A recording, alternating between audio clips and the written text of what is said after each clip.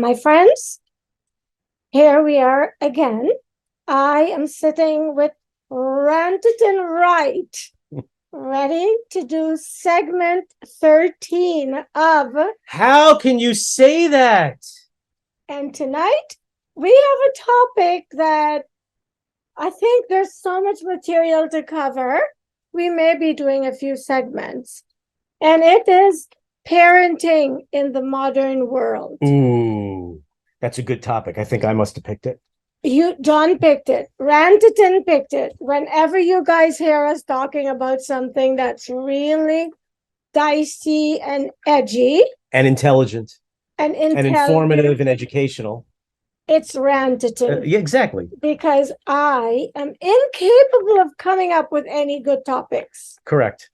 What did I do before I met you again? Yeah, I have no idea, but that's hence your new name, which we had discussed earlier in the day also. Being that you've perfected your editing skills, you have lost the title Sloppy Lynn. And I've given you a new title. Because of how much you need me for this podcast, you are now Needy Lynn. That's what you are. So it's Rantiton and Needy Lynn. Okay? Well, let's get started, Needy Lynn. No bother saying anything right now. No matter how needy I am, it will never be a need for you. Well, apparently it is. Anyway, I'm recording this podcast for quality assurance and training purposes, just so you know. And you know why? Training purposes, because I'm going to be training my new podcast partner when I dispose of you and get somebody else that I think can fill your shoes just lovely. By the way, I want to wish you a congratulations. I neglected on the last podcast, number 12. And you're going to wish me a congratulations on this podcast, number 13. You know why? At 12 years old, in the Jewish religion, a girl gets bat mitzvahed, which is her transformation from girlhood to womanhood. And at 13 is a bar mitzvah, where a boy transitions from boyhood to manhood. So you were officially a woman on our last podcast, number 12, and I am officially a man today on podcast number 13. Well, how about that? In my eyes, you're always going to be a man boy. So it's okay. Whatever. Anyway, mazel tov on achieving bat mitzvah and mazel tov to me on achieving bar mitzvah. I asked you for a pen before. You never gave me a pen. Thank you. All right, let's get into our topic here. So we're talking about parenting in the modern, what do we say? The modern world. Modern world. You know, there's different, the way I look at it, there's different segments to parenting. There's parenting during the toddler years, the younger years, the older years, the adult years, because as long as we still have children, we're still parenting, even though as time goes by, it's more hands-off. In the beginning, obviously, it's more hands-on, and then the idea is to transition to a parenting style where your kids are able to manage themselves and their own lives, and we don't have to be as involved and on top of them anymore. So I think what I would like to do, and it doesn't really matter what you think, but I'm just going to throw it out there anyway. I'm thinking that we do this segment on the earlier years, like through teenage, and maybe the next segment we could talk about children during adulthood. Is that fair to? Okay. I had prepared like the different parenting styles, but I'll go with the flow. Why'd you have to prepare parenting styles? You parented already. Your kids are in their 30s. Yes, because my style is not the only style. My style is not necessarily the worst or the best. And the way I look at it is every parent is doing their best, because no parents come from heaven with a manual and how to raise kids. Perfect. I'm so happy you said that, because now we're going to segue into my first idea. Now, I think, this is just what I think, okay? And I'm sure there's, But everybody knows what you think is the rule, is the thing. Everything else No, what I think should be the thing. Unfortunately, most people are too stupid to really relate to what I'm saying and understand that what I'm saying should be the thing.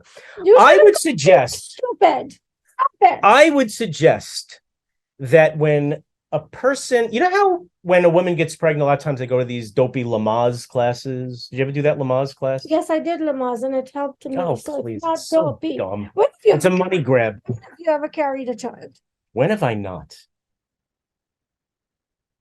What? You don't believe men can get pregnant? Whoa. You're from San Francisco, liberal capital of the world. You don't think men can get pregnant? Just answer the question. Can men get pregnant?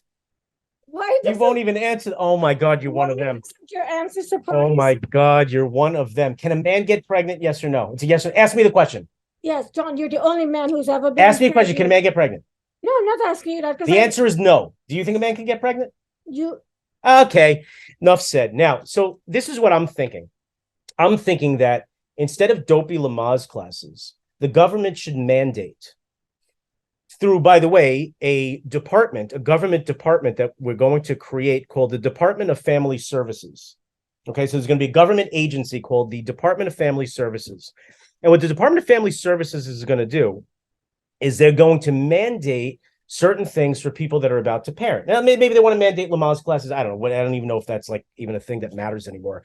But I believe that every parent, once it's found out that they are pregnant, should be automatically mandated to enroll in a course on how to raise children.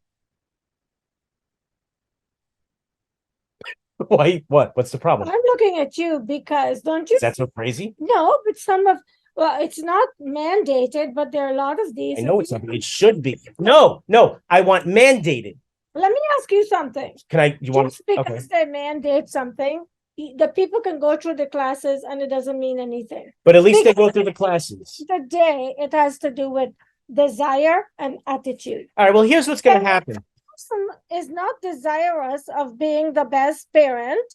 It doesn't matter how many classes you waste money. No, we have an answer for that. In the Department of Family Services, what happens is if you don't enroll in parenting classes and attend all the classes, when your baby is born, it gets put into foster care. And who's going to pay for it? The taxpayer. What do you mean? It's better than that kid turning out being raised by horrible parents and becoming a murderer or a rapist or something horrible. Good news for you. Kids who were raised by the best parents can still become They murderers. can. Because children Okay. are not a reflection of their parents. Sometimes they are. Free will. Sometimes they are. The parenting has a role in raising the children. Don't tell me not. If not, you could drop a child in the woods and let him be raised by wolves and let's see what happens. But okay. I know of kids who've lived on the street and made a huge success of their life. And that's the exception, not the rule. Yeah. Oh, so let's put all kids on the street. See what happens. That's not what the I'm Brazilian saying. street children, they're doing great, right? But that is not what I'm saying. The Department of Family Service. Okay, sorry, go ahead. The point I am trying to make, and Such you a never stern look you just gave me. because you're such a pig. You never let me speak. Well, if you had something important to say, I'd let you speak. I believe because I've come from San Francisco where I know a lot of like very successful Silicon Valley people who make the world go round, the Apple, the Googles, and their kids had the best parenting. But yet they do screwy things and they. Your definition of the best parenting, just because the parents have a great job and a lot of money, doesn't mean it's the best parent. How about the parent being around? How about the parent spending quality time with the children? No, you're assuming that they were just because they had good jobs and had money. No, I know these people personally, and the parents were around as much as Jennylyn, let me explain to you. Jennylyn. So the Department of Family Services is going to come out with a rules and regulation book on parenting. And when the person is determined to be pregnant, they're going to be enrolled in the course on how to raise children, number one. If they don't enroll in the course and they don't complete the course, when their child is born, the child is being put into foster care until that parent enrolls and completes the course. And you know what? It's no different than a driver's license. I can't take a car out driving unless I'm properly insured, pass my road test, and have a driver's license. Why are we looking at this country as parenting as beneath that as far as requirements? Really? Think about it. It's not so crazy. I know it sounds insane. You are one of the people who I have had conversations with where you complain about how the government is trying so hard on so many levels to control our lives. And now you're sitting there. I forgot about that. Shit, I forgot about that. Okay, forget everything I said. Forget everything. I just closed the Department of Family Services. They're out of business. Everyone's been laid off. No more. All courses have been canceled. Everyone get pregnant. Do whatever you want. I just hear hypocrisy. It's like, how does the government please you? 1 minute, they're too invasive, and the next minute, you're trying to encourage me. I didn't see people like me have to enroll in these dopey courses. Oh, yes, I forgot. No, Why would anybody put a perfect... Exactly. How much hire you to teach the class? Well, okay, so that's interesting that you say that. Now, it's not that I've been such a wonderful parent. I mean, I think I've been a good parent, but the problem is with parenting, and I'm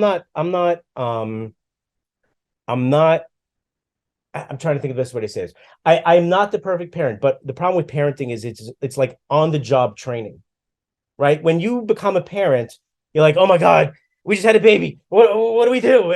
How do we diaper this kid? How do we nurse this kid? How do we do? Like, there's no formal training for it. Everything is on the job training. Even when you go for a job, there's a training course. You're an intern. You're being mentored. As a parent, you're just thrown right into it. This freaking 8-pound pile of something comes out of somewhere. It's handed to you, and you're like, okay, here you go. Good luck.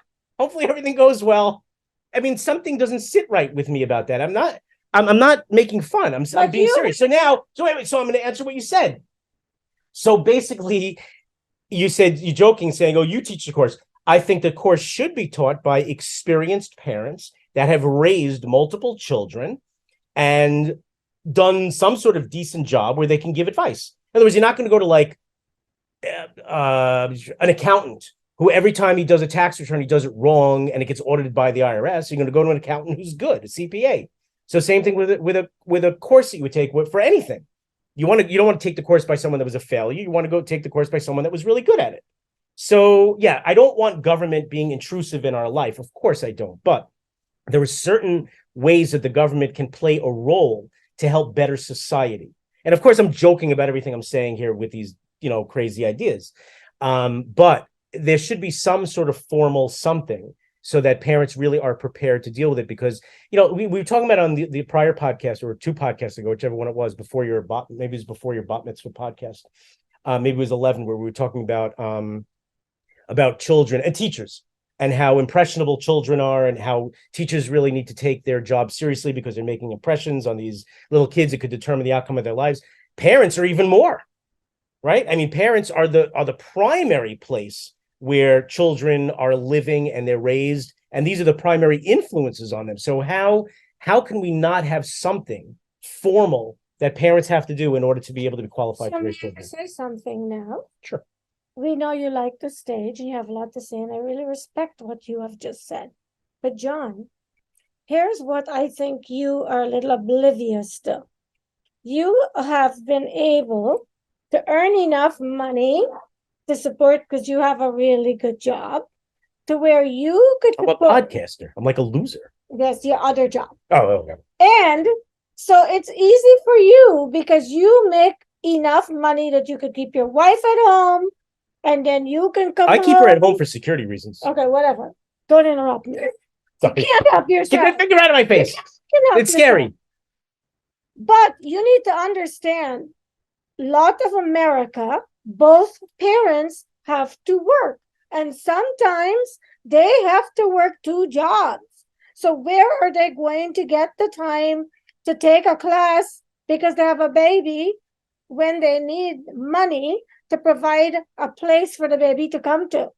And some kind of security. You've had kids, you don't just go to the hospital and get the bundle and come home.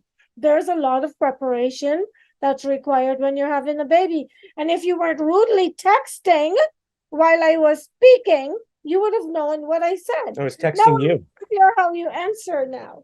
Because sorry. you didn't hear what I said. Sorry, did you say something? That's what I mean. All I heard was you're so rudely texting. What was that whole other rant that you were? Names? Jennylyn. So you said something about what are you talking about? Say this again. I'm not repeating it. Something about going to the hospital and just picking up a baby. What is that? Okay.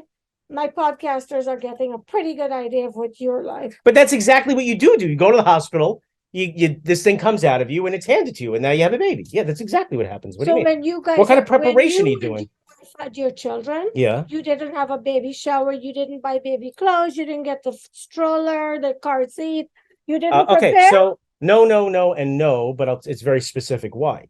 And again, I hate to do this to you, but in the Jewish religion, Jewish, I know, but you asked me a question, I'm giving you an answer. There's such thing in the Jewish religion as what's called an ayin hara. I've mentioned this before. Ayin is an eye, hara is bad, putting a bad eye on things. So number one, you're not even in the Jewish religion supposed to tell anybody that you're pregnant until you've passed 3 months of pregnancy.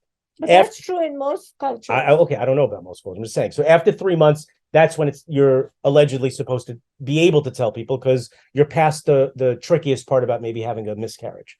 In terms of purchasing things for a baby, you can, but you're not supposed to actually have them delivered to you, like baby furniture and stuff. You could order it all, but you're not supposed to actually have it delivered to your house until you have the baby.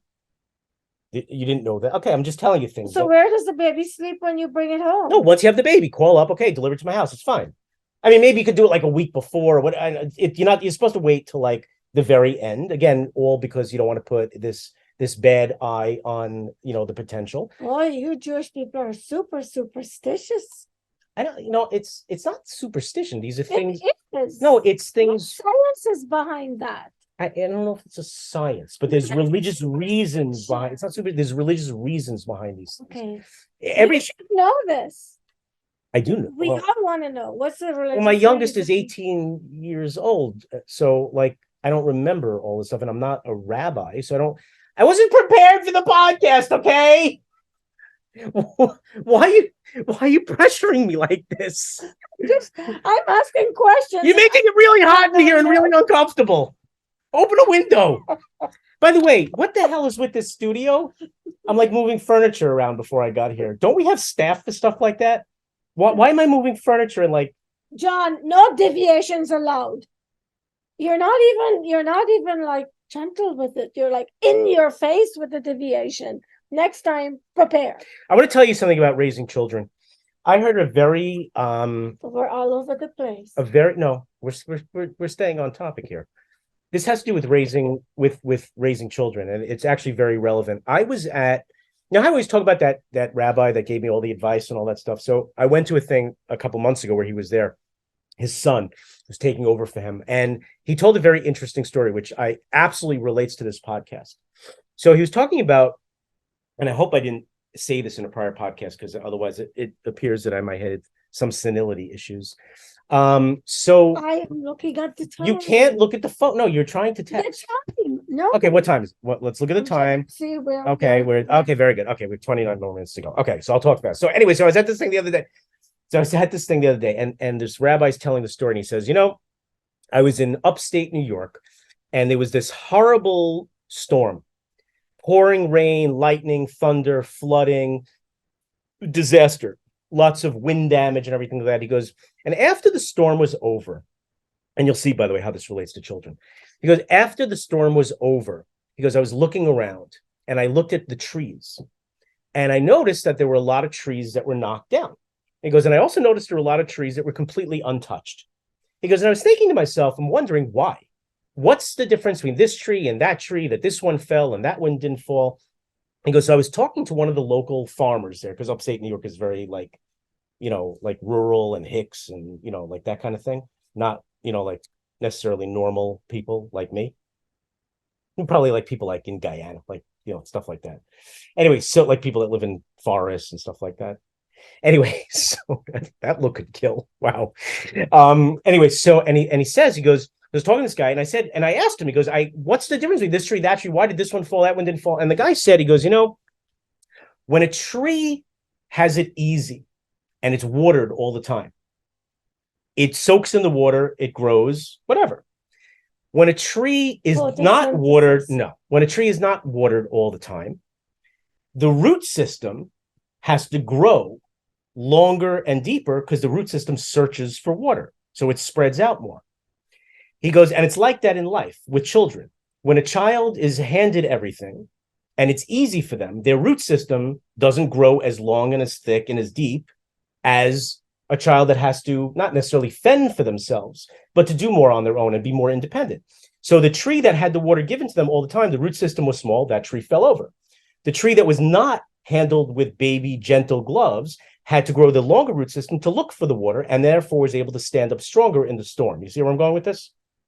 So in regard to parenting, we all, and again, I'm guilty of this also. I have 3 children, and in raising the children, you want to do everything for them. You want to be the hero. You want to save them from everything. You want to stop trouble before it gets there. You want to give them everything. You want to make it easy for them. What I've learned from parenting, and for anyone that's listening that maybe is going to have children or has young children, what I've learned is, yes, we want to do all that, but sometimes that's not always the best thing to do for our children. sometimes to let them struggle a little bit on their own, figure things out on their own, gain some independence, and be able to do things on their will make them stronger people. Maybe they'll stumble, maybe they'll make mistakes, maybe things will happen, but it will make them a better person, a stronger person. And then when life gets turbulent down the road, they're much more qualified to be able to handle that, as opposed to the children that were coddled and babied. So I thought that was an interesting analogy. Yes, because I made some notes here, and I think the biggest parenting mistakes you can make as a parent, I've made at least 70% of the list. Number one, you want to minimize your kids' feelings because you don't want anything to upset them. Always saving them from failure. You mean we shouldn't do that? Yeah, these are the biggest mistakes we do. I got you. Okay. Parents. When my kids call me and tell me something while they're speaking, my brain is going, how do we fix this? Right? Exactly. It's the first thing I do. Overindulging. I didn't overindulge because my parents didn't do that to me, and I know the repercussions if you do that. Meaning getting too involved in their lives, you mean? Indulging them, like buying them every single thing they want, everything that's fashionable. Spoiling them. Right. Expecting perfection and enforcing your version of what their life should be. Oh, yeah, I do that. Yeah, yeah. A lot of parents do this. We don't do it intentionally necessarily.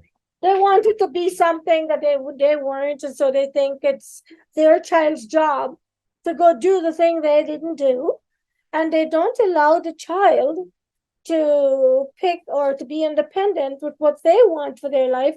They keep forcing them down the path that they didn't go, that they felt they should have gone. Right. And I think that's a terrible thing to do to kids. It's a lot of pressure on kids. And I watch people do it, but it's not my kid, so I can't say anything. No, you can.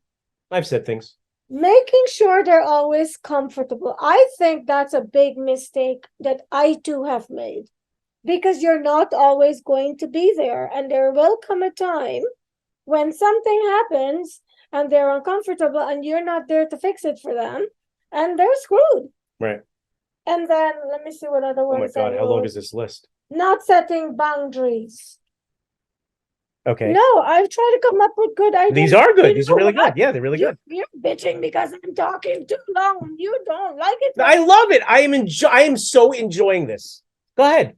You're such a stage hog that you don't give me a chance. You have the stage. Go ahead. Who's stopping you? These are really good points. Okay, the last one is not setting boundaries, and I think I'm sorry, what? Did I say that out loud? That I am guilty of not setting boundaries. I remember telling my kids, I'm going to do da, da, da, da, da. And then they go, but you never follow through, Mom. And run away laughing because it's true. Kids pick up on inconsistencies in parenting. Pretty much a single parent for most of their lives. And so it's very difficult to raise children independently. Although I know a lot of parents who've done it and done a fabulous job. Okay.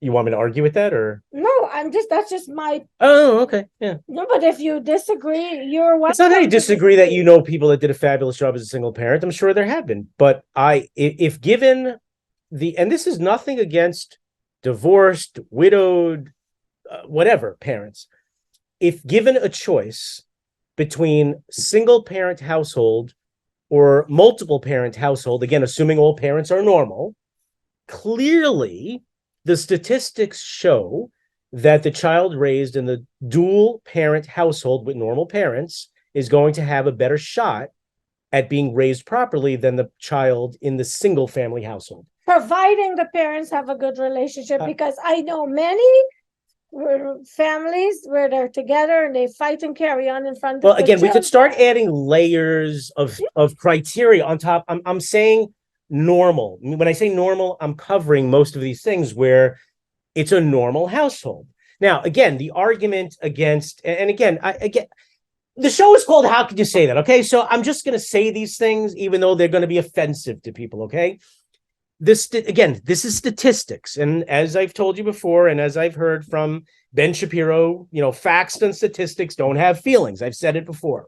When you look at, let's say, in the African American community, the percentage of single parent households, I think it's like 60 or 70% right now.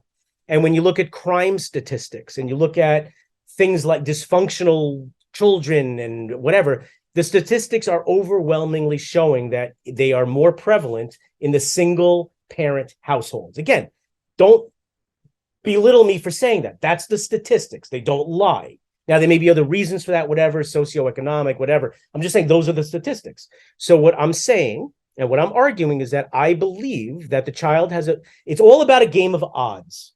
And life is a game of odds, right? So we're talking about parenting. It's a game of odds. You can't control if, God forbid, your kid's going to go out and have an accident and whatever. You can't control if they're going to smoke something and, God forbid, there's fentanyl in it. There's only so much you can do. You're not on top of them. They're people. They have a life. You can't be on them 24/7. But the idea is to stack the deck in their favor as much as possible.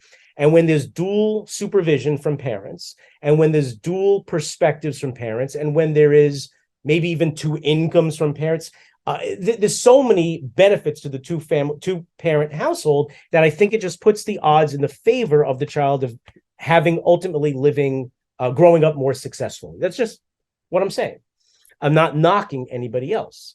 But parenting also, and we talk about on-the-job training. Parenting also, a lot of it is being creative. There is no manual for parenting. I was joking around before about taking a course, whatever. But I think one of the biggest mistakes parents make is that they don't realize that every child is different. There's no one parenting model that you can use that's going to work with every child. Some children need creative parenting. Others will be the generic off-the-rack parenting. It's like buying a suit. Not every person is a size 44 regular. Some of them might be a 36 short. Some may be a 46 tall, whatever it is. So a lot of these parenting skills needs to be customized around the child's personality. And it's weird because I even said to my wife all the time, we have 3 kids. They all came from the same stomach. They all were raised by the same parents. They all grew up in the same environment, same household. How the hell are 3 kids so different personality-wise? And that's because their genetic makeup and personality and human nature and all that is different. And the parenting skills you use for each of those children has to be unique and tailored towards them. And that being said is where I'm coming from with my argument. You could have a very stable home environment with 2 healthy parents who are training, disciplining, and parenting exactly the same. Mm-hmm. And yet one child will show a lot of delinquent behaviors. I had one of those, yes, it's true. The point is, at the end of the day, it would be ideal if every child could have a perfect parenting opportunity. But it doesn't mean that our society will not have delinquents. Correct. Because it comes down, I agree with your argument. It makes sense to have 2 parents who are there, who are actively hands-on parenting. Even just supervising. The best parenting style is the authoritative parenting style. What do you mean by that? And it's the most effective, and it's shown that this parenting style raises children with confidence. What does that mean, though? What authoritarian? Sounds very like North Korean dictatorish. No, parents are hands-on. No, but that's not what authoritarian means. Authoritarian is like a dictator. No, but it's categorized as authoritative parenting. That's what the title. Okay, yeah. Gotcha. And this is the parenting style that shows statistically when practice yields the best result in the children. Although some kids, you could parent them and you could make it your world, and they may go to school and meet someone. Absolutely, friends. They put above you, and that influence takes over. And it doesn't matter what you've taught them, what values you've instilled. You're right. They put their belief and trust in the source that they just met in school, who's taken them down a different path than the one you've trained them to go on, and they will choose that person. Correct. Well, but we said it's a game of odds. There's no perfect. Exactly. Yeah. So friends play an enormous role in all that. Pressure. Of course. Peer pressure when they're in school.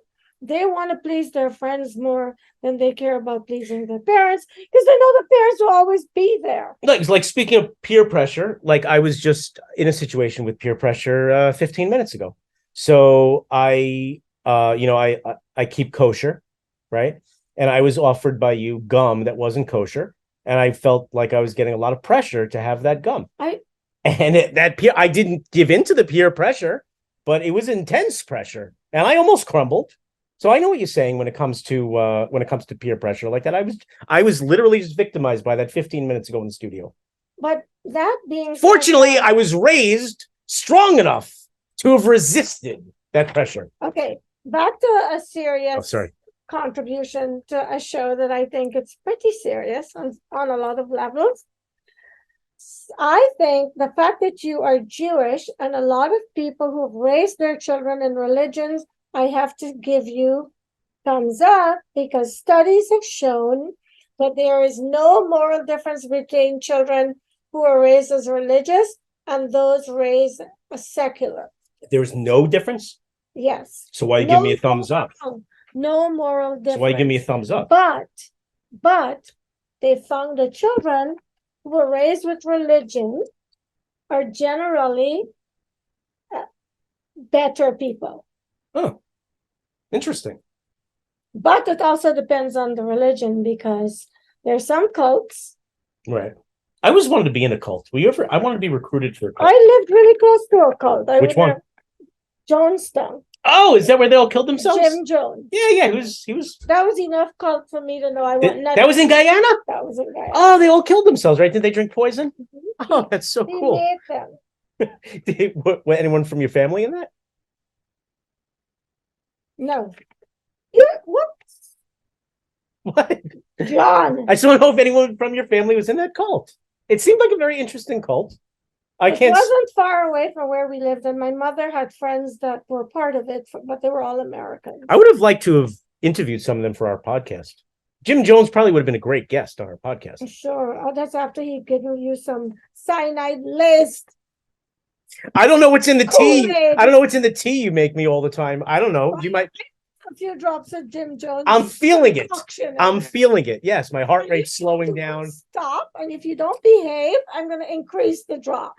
I want to share, by the way, I did have another idea as part of the Department of Family Services that we were forming, that government agency that's going to be involved with the mandatory courses for parenting. They would also offer summer camps for children. And these would be mandatory summer camps for children. See, we were talking before about parents learning to parent, but children have to also learn how to properly function towards their parents and within a family. So the training goes both ways. The parents have to be trained to raise the children. The children have to be trained how to live within a family and not be disrespectful and not be behavioral problems. So summer camp for any child that's been a behavior problem, and they would be mandated to go and take these courses. Mandated, yes. Is that a new word? Well, that's how I say it. But mandated? Yeah, mandated. Mandated. I thank you. I'm joking. Jeez, Jon. I have a stuttering problem, okay? Why are you picking on me? Because I've stopped stuttering. Mandated. Like Joe Biden. Joe Biden used to have a stuttering problem. Okay. Why do you always have to bring someone else in the picture that you don't like? I'm just saying Joe Biden used to be a stutterer. Okay, so you and he have a thing in common. Yeah, we have a lot. We have a lot of things in common, like nothing. So I'm going to cross the summer camp idea off my list, but I want to talk about creative parenting. Okay, so I'm going to give you an example. So I have, like I said, I have 3 children, all of them very, very different personalities. And I would just say that one in particular, I'm not naming names, was particularly difficult to parent. And I mean, really difficult. Again, I'm not naming names, but so one of the problems we had, and I'm going to give you, this is an example of creative parenting. You know, my nature is such that I don't have a lot of tolerance. You may not have noticed this. I don't have a lot of tolerance or patience for certain things. Enough to know. Lucky for you.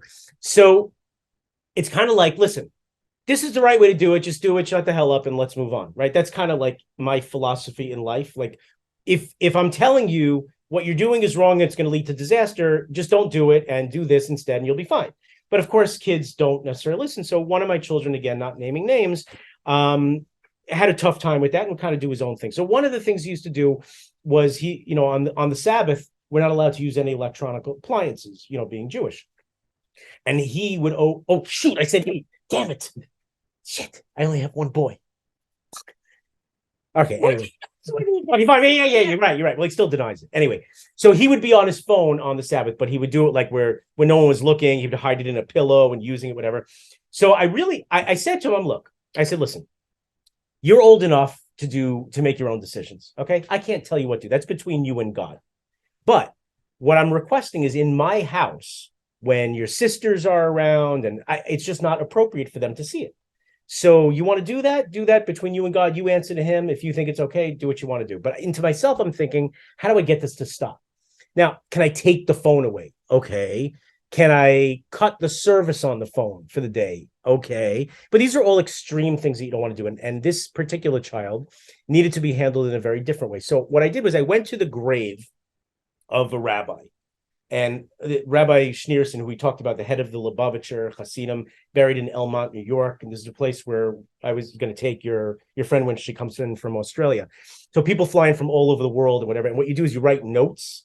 And then when you get to the grave, you rip the note up and you throw it into the grave. It's like a big thing.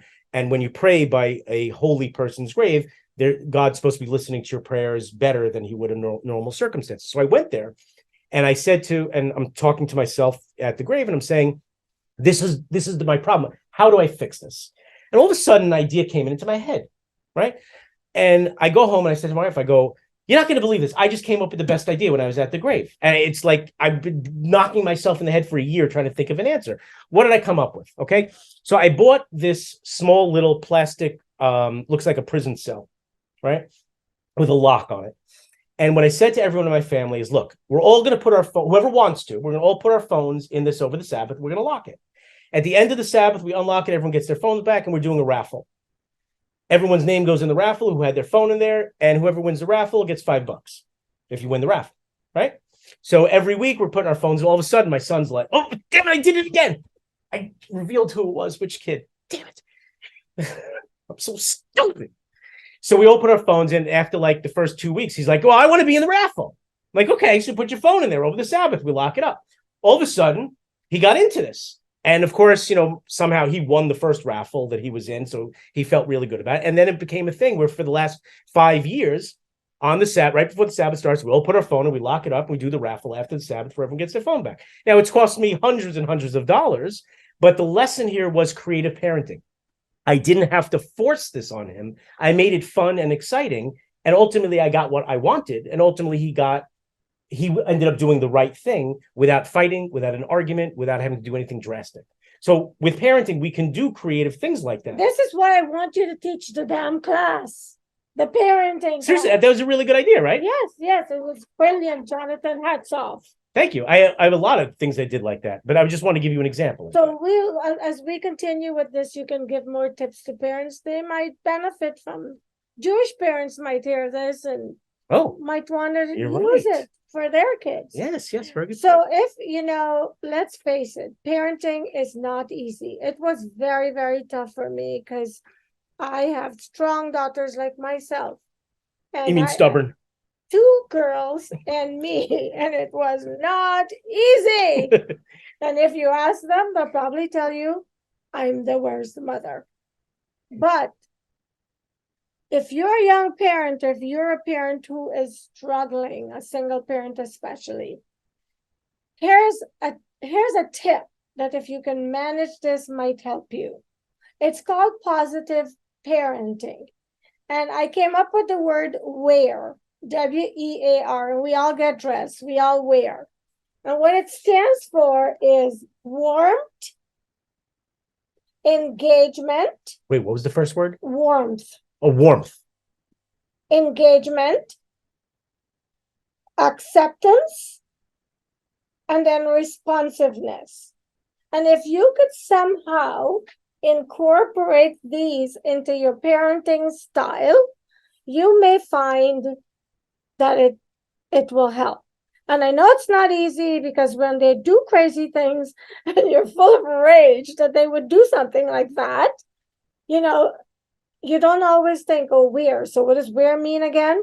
But if you could somehow start practicing it, it may become second nature and it might help to improve your relationship with your children. I don't think I'm capable of any of those. Warmth, definitely not. Let me cross that one off. Acceptance, no. Engagement, definitely not.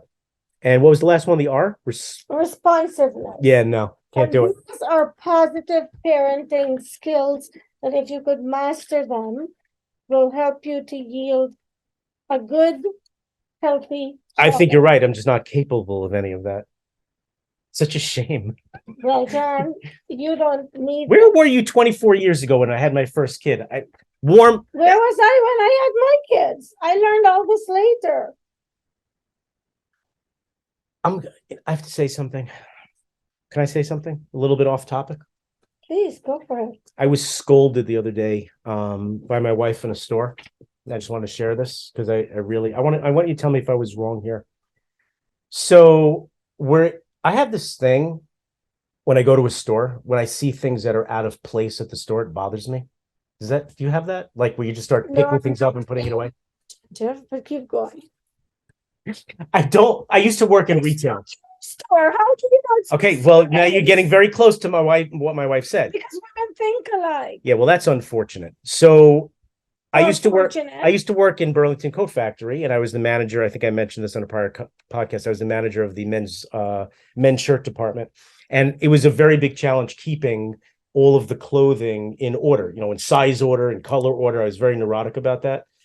So we're in Target, and I see these like a bunch of yogurts, and they're just sitting on a shelf out of the refrigerator. I lost it. I panicked. I said to my wife, I'm like, hold this. I gave her my stuff. I said, I grabbed the yogurts and I start running like this is an emergency. And I'm going, where's the refrigerator? And I'm going up and down the aisles looking for the refrigerator. And finally, I get to the refrigerator. It was like an ambulance getting to the hospital. And I put these yogurts in the fridge, these Chobani yogurts, which by the flip tops, I love. Do you ever have the Chobani flips? I can't eat yogurt. Why? Oh, you're allergic to dairy. Anyway, so you don't know what you're missing. The Chobani flips are phenomenal. So I get them. I'm telling like an EMS worker. I scoop them up. I'm running. I get to the fridge. I get them in there. I close the fridge. They're locked in there. And I'm like out of breath. And my wife looks at me. She goes, you don't work here, right? And I just look at him like, poor woman. I'm sorry, what? She's like, you don't work here. It's not your store. I'm like, and she goes, and it's not your house. I go, I saw yogurts in distress and I was trying to save them. I thought that was admirable. She's like, but you don't work here. I have this thing about wasting. I don't like to waste. And when I see the perishable items sitting out in a non-refrigerated area, it's like all of a sudden I get this adrenaline rush that I feel like I have to save the perishable items. But when she said that statement to me, you don't work here, and just looked at me, I felt this, like my heart stopped for a second. Like it was so devastating to hear. You thought you worked there. Is that what you're saying? I don't know what I thought. I saw yogurts in distress and I just wanted to save them. I didn't think it was so bad. Did you go outside and stick them in your car when no one was looking? No, I'm not a thief. Okay. But let me tie this into what we're talking about. When it comes to children, as parents, I feel like parents, I know for myself, I feel like I'm a surveillance camera. You ever feel that way as a parent? Like you're surveillance, you're constantly, your camera's on, you're watching your kids like a surveillance camera? No.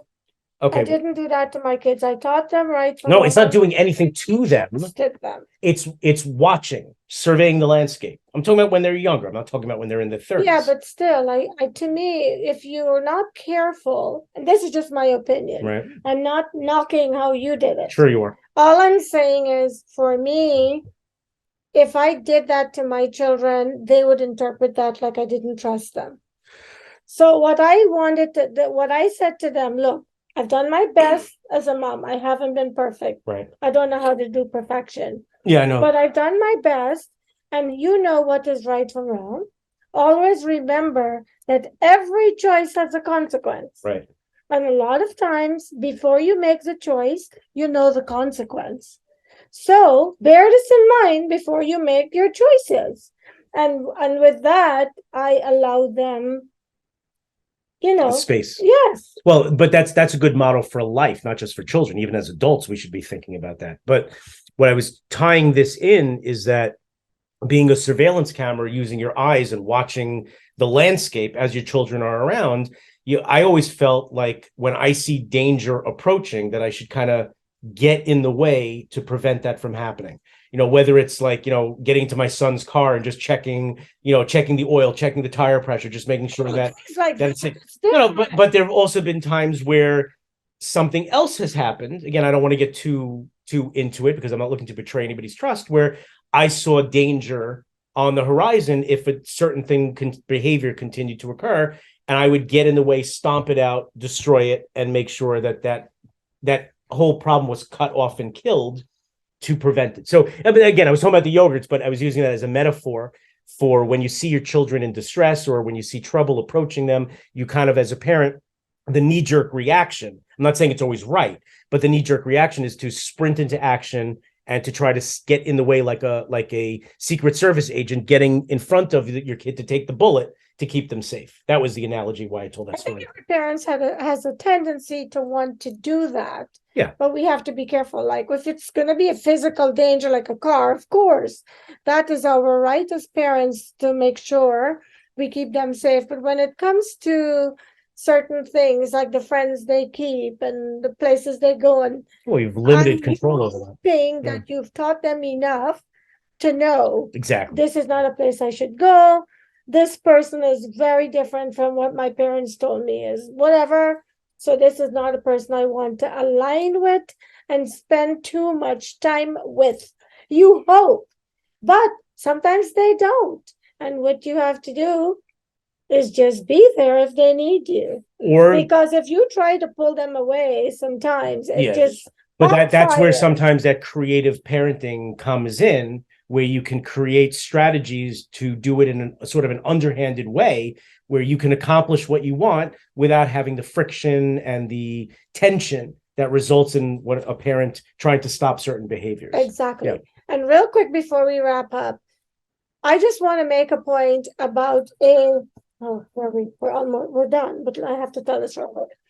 That it has a lot to do, I would say 80% of parenting or maybe 50% of parenting. I don't know the percentages, but a percentage of the parenting. But you're quoting percentages of choice. Because when I first started my television show, the TV station called me and asked me if I would interview this gentleman from Africa, not for my show, but for the TV station. And I wasn't quite sure I wanted to do it. I wasn't feeling well. And I always thought about how happy I was that I did get out of my bed, went to the TV studio and did the interview, because this was a child, one of 25 children from Africa whose both parents died and left 20. Oh, you told me he was in charge of the 25 kids? He took care of all 25 and they've all become amazing. That's so hard. It's not like it was 30 kids. It's 25. It's not 30. He's not such a hero. I admire him and I follow him, and he and the children are doing really well, and he's helping other people, because when he became responsible for 25 people, he learned how to take care of a lot of people, and that's what he's doing now. He took care of a lot of people. Took care of 25. What's the big deal? At the end of the day, does he listen to our podcast? At the end of the day, I believe life is 10% what happens to us and 90% what we do with it. And on that note, thank you guys for listening to us again. Well, he's shutting me down. Okay. You don't even give me time to refute anything that you're saying. You wrap the show up tonight then. I don't want to wrap up the show. I want to keep. I love the show. I want to keep going. Okay, so do you think we covered enough here to move on to a different topic, or you think we should do I think we're good with this, right? I think we covered a decent amount of ground here. See what kind of feedback we get before we. No, I told you I don't like feedback. Okay, all right. People are mean. Okay. All right, we'll move on to it. I have a really good topic for the next one. I'm just going to tell you what it is. Should I tell you what it is? Yes. The topic is called minimizing disaster in your life. Now, actually, it's sort of some parenting things kind of come into that, because we're talking about stopping problems with your kids. How can you disaster. Do you know when disaster is coming? Sometimes All right. Okay. you do. Sounds like a good All right, we'll get podcast. to the next one. Anyway, so congratulations again to me on my bar mitzvah podcast. I'm now officially a man podcaster, and you are officially, as of last one, a woman podcaster. So we've graduated from boys and girls to men and women. Congratulations. And we'll be back for segment 14. Thank you so much again, guys, for listening to us while we rant. And we are looking forward to segment 14. You have been listening to How Can You Say That? The podcast where we are raw, authentic, and we thank you again for listening. As always, and we will be back. Bye.